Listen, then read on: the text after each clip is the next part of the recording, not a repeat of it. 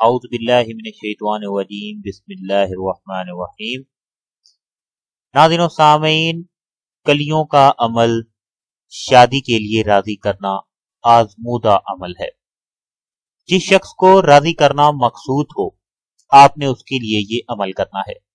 एक तो आप उस शख्स के लिए कर सकते हैं जिससे आप शादी करना चाह रहे हैं। अगर लड़की है तो लड़के के लिए, या लड़का है तो लड़की राजी नहीं है तो उसके लिए। दूसरा है कि खानदान में कोई ऐसा शख्स है जो रुकावट का बाइस है और वो शादी के लिए राजी नहीं, तो उसके लिए आप ये अमल कर सकते हैं कि वो इस शादी के लिए राजी हो जाए। नाज़रीन सामीन, करना कुछ यूं है कि आपने रात को 8 कलियां लेनी हैं। कलियां जिसकी हम पिक्चर भी आपको दिखा रहे हैं सामने, इसको चंबेली भी कहते हैं और फूलों की मार्केट से बाआसानी मिल जाती हैं।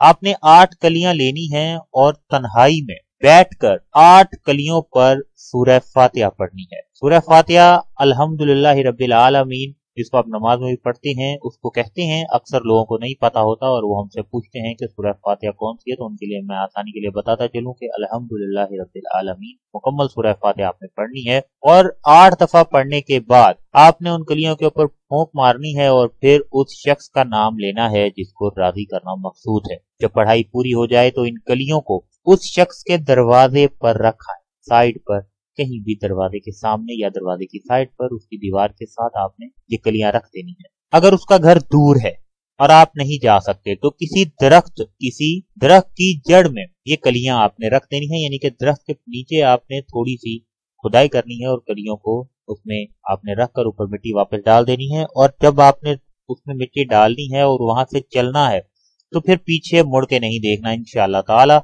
वो शख्स रजामंद हो जाएगा। नाज़रीन सामीन, आज तक जिसने भी ये अमल किया है उसने इसका रिजल्ट देखा है और आजमूदा अमल है जो हम आपको बता रहे हैं।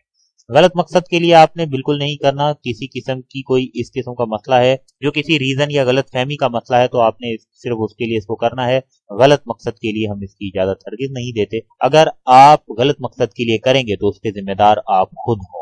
नाज़रीन सामीन, कोई सवाल आपके जहन में है तो हमसे पूछ सकते हैं। कोई बात समझ में ना आई हो तो आप हमसे पूछ सकते हैं, इंशाअल्लाह ताला उसका आपको जरूर जवाब देंगे।